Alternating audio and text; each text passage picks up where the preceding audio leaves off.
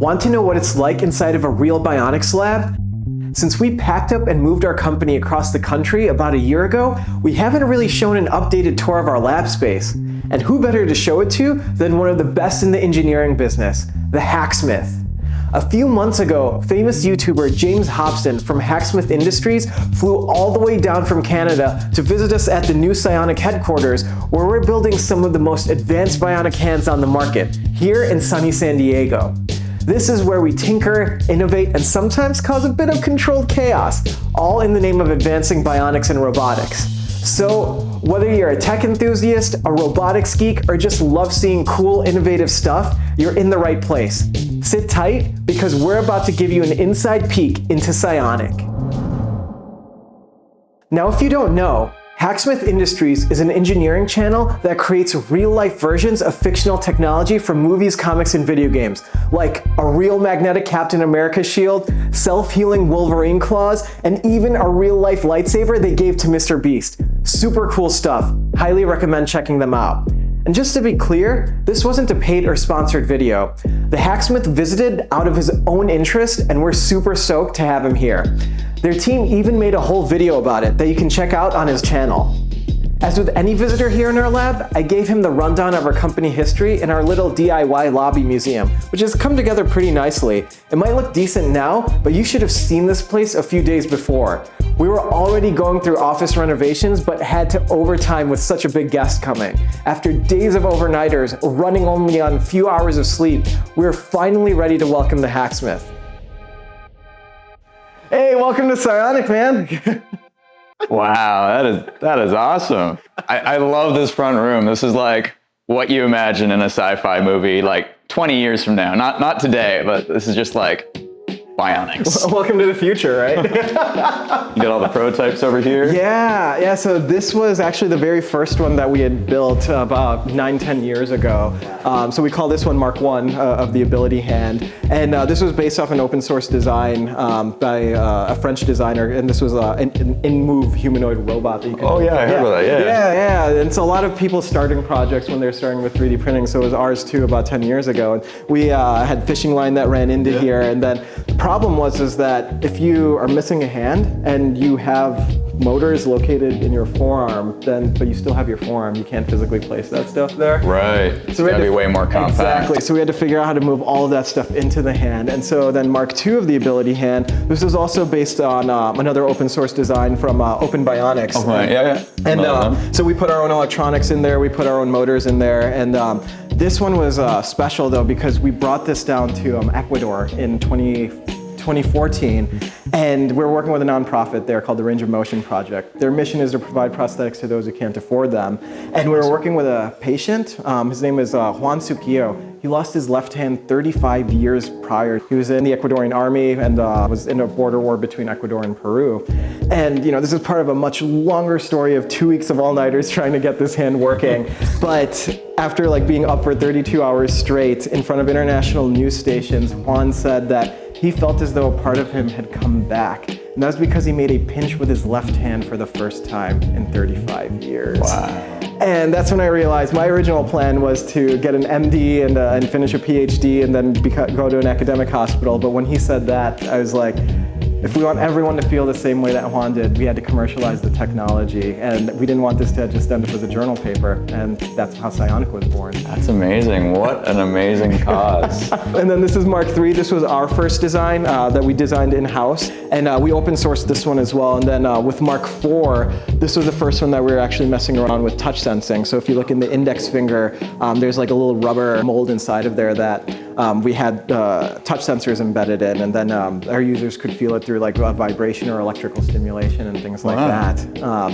So all of these guys were like fully 3D printed, and this is when we started talking with hundreds of potential users and clinicians, and the number one thing that they were complaining about was not that their devices were too expensive, it was actually that they were breaking all the time. So they'd get like a $50,000 bionic hand. And then it would break. Exactly, accidentally hit it against the side of a table, and because the joints Can you were imagine? rigid, That's like, I know. That's like crashing your car and like, crap. Yep. And after 2 weeks after getting it, right, for something that wasn't even your fault, right? Yeah. So we were like, well, if we give them something that's fully 3D printed, they're gonna break it within like minutes. of using it, right? Days. And so we were like, how could we still design things with the low-cost manufacturing of 3D printing and leverage that, but make something more robust than anything else? And that's when we started looking into soft robotics. So instead of making rigid like joints that are 3D printed like this, we 3D print a mold and then inject silicone and rubber that's more human-like into it. And so Mark V is the first one that you can see that has all of that, and the tips of the fingers are all silicone molded. And then you can see the pressure sensors that are embedded inside of those guys as well. Wow. In Mark VI, you can see we have like a spring steel 4-bar linkage there. And this one was like one of the first ones where the entire finger was silicone. So we could actually take it and we could just like smash those fingers. And so over here, I've got like an example of one of those guys. So this was like one of those silicone fingers. So I can take this and I can like smash it and it's totally fine. Wow, what a game changer. Right? Yeah, I never even thought about that. Like 3D prints can be strong, but obviously they break. But now you can bend the fingers sideways, doesn't matter. And then using spring steel too. It feels like you're actually closing someone's hand. Right? Yeah. Feels really natural, doesn't it?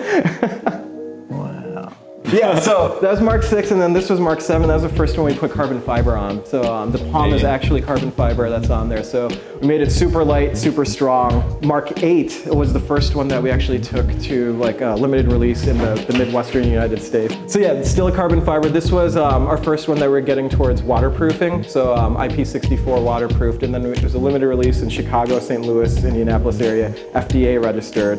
So this one was around 2018, 2019 that we got that one out.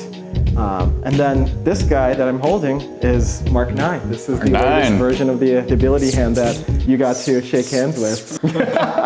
Cool. Well, let's keep going. So got these two hands over here on the wall, right, that you saw with the artwork. Yeah. And so you're actually going to control these two hands. So. Oh, cool. You got the camera. Yeah. Oh, so if you put both of your hands in front of the camera. There we go. All right, and then move your fingers. What? Wow, that is so cool. Wow. Okay, I want to make a giant one now.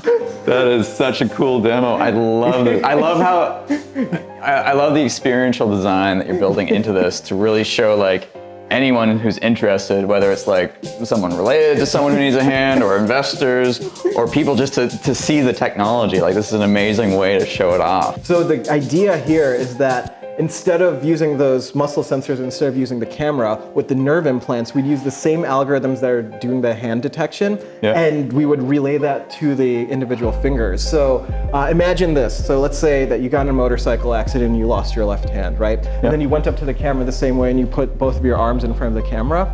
And so you've got the nerve implants in on this side, and then you've got the camera detecting your hand on this side, and you were imagining doing the same movement on both sides. God. You could map the nerve data then to what your other hand is doing, and then you'd actually have like the same level of control that you just did.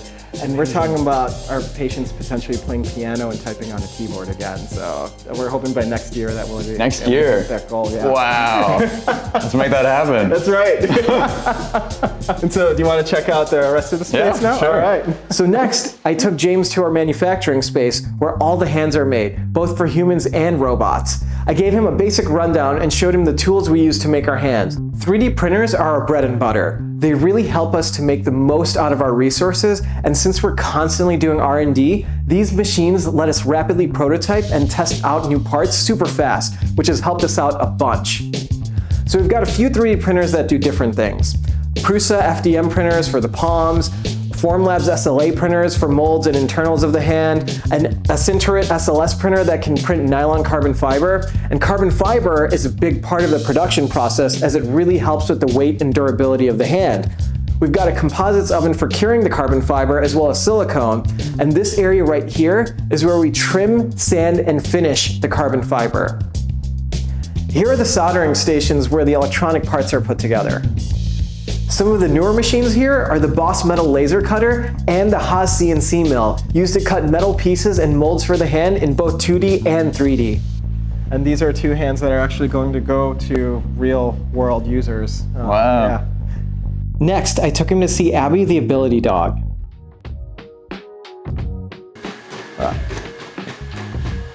Oh, cool. Nice to meet you. That's the weirdest thing ever. It's a dog offering me a hand. Take this guy off, right? Let's here. Hold on to this guy, and then I'm gonna grab something really quick. And so then I can just take this guy and then I can just attach it to it like this, right? So I'm gonna place this guy on the ground right over here. All right. Wow. I feel like that works way better than it has any right to do so, because I know you guys did not design the hand to be able to do that. It's just the hardware is actually capable. Exactly, right? And so yeah, Jesse, our director of engineering for Halloween, he just spent some time like getting that working.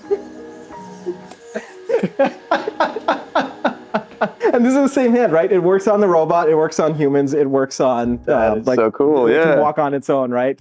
And so actually on these walls over here, these are a lot of our users who have been using the hand. And so I was mentioning Juan to you, and so he's all the way over here. He was our very first patient in Ecuador when we first started. That's him? So that's him, and that was with Mark 6 of the ability hand. And that was the first time we actually took it outside of the lab ever. And he went over to the supermarket and grabbed a piece of fruit and smelled it and was just like, wow, this is why we do what we do, right? Amazing. And then our first patient in the US was Sergeant Garrett Anderson, who lost his hand in Iraq in 2005 due to a roadside bomb. And so with Mark 5, yep, exactly. So we went from that Mark 5 of the ability hand to doing things in the lab to flaming board breaking. I've arm wrestled against a para-triathlete national champion and lost. And so this one's really cool. So this is one of our interns currently, Ani, who you're going to meet in a bit. And so we just came back from NASA a couple of weeks ago. And so NASA's humanoid robot is using the same hand that she's using as well. So it's like the most epic fist bump ever. That is so cool. And then one of our first users as well, Tina, she was able to feed her granddaughter for the first time ever. And then Sergeant Anderson, one of the things he said was that he's actually able to hold his daughter's hand and feel it. And that's something that he wasn't able to do with any other prosthetic hand. And again, that's why we do what we do. That's incredible. What an amazing mission. So you want to meet the rest of the team? Yeah, for sure. All right. After all that technical talk, I introduced him to the team. We've got Jesse, Director of Engineering, who made all the electronics and software and some of the more adventurous tests we do at the lab. Lucy, our Director of Operations, who keeps everything in order and running smoothly. James, our lead mechanical engineer, who designed most of the mechanical components of the hand. Carlos, our embedded systems engineer, who's working on some of the new electronics. Ani, who was an intern at the time and used our hand as well. Chris, another intern who actually was a former intern at the Hacksmith back in Canada. It was great to see their team have a small little reunion. And Ethan, an engineering intern from the University of Illinois, where we're from. Not everyone is shown here since our team has grown considerably since then. Maybe we'll do an update to introduce the new faces sometime in the future. So after meeting the team, James wanted to give the hand a little stress test to see how well our claim about the hand's strength and durability held up. So yeah, you can actually hold up to about 50 pounds of force on the fingers itself, and it maxes out about 78 before the hand will actually disconnect from the socket. Okay, so hypothetically, depending on how much you weigh, you could do a pull-up. Yeah, you want to try it out? Yeah. All right, let's do it. Got this convenient bar set up. This is totally not planned. Put that there. Feels pretty strong. Like so. Let's do this. Yeah! Get it! Let's go! Not bad at all. I'm putting a lot of load to that, actually. I'd say it's almost even. I'll do some arm curls. Nice. Some double arm curls. All right, let's go for it. Wow. That's really impressive. Check it out. Work those bionic biceps. Oh, the leverage is much harder. Actually, I want to try picking up that. Go for it. Feels like.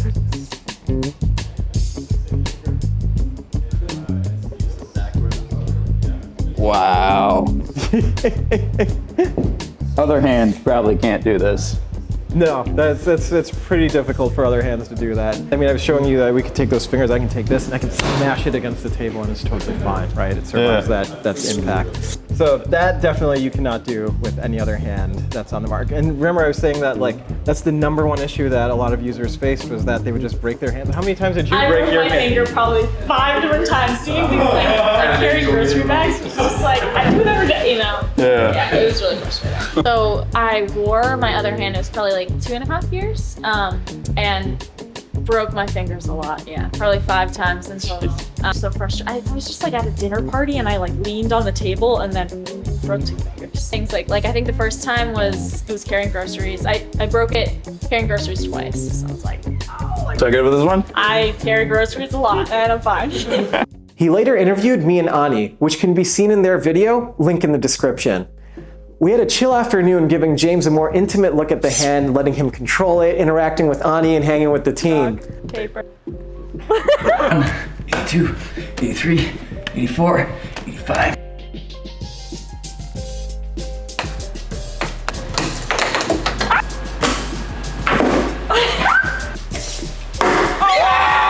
Now that you've seen what it's like inside the lab, what happens to these hands when they're outside the lab, after they're made? So earlier in the video, I mentioned Juan, who was our very first patient in Ecuador. Well, after hearing his story, the Hacksmith got one of his YouTube sponsors, Henson Shaving, to fund the donation of a new hand to Juan through our subsidiary, the PSYONIC Institute. And in the middle of putting this video together, the Hacksmith also gave us another surprise. We sent them back with a research version of the hand, and they came across an opportunity to turn it into something so much more. We'll be putting out a video in the coming months about our trip to Ecuador where we gave Juan his new hand. And if you don't want to miss it, make sure to subscribe and turn the bell notification on so you'll know when we release it. If you want to hear the longer length interviews with me and Ani or see what they did with our hand, go check out the videos on the Hacksmith Industries YouTube channel. And let us know if you found this interesting or if you want to see more behind the scenes stuff about what goes on in the lab by commenting below. See you guys.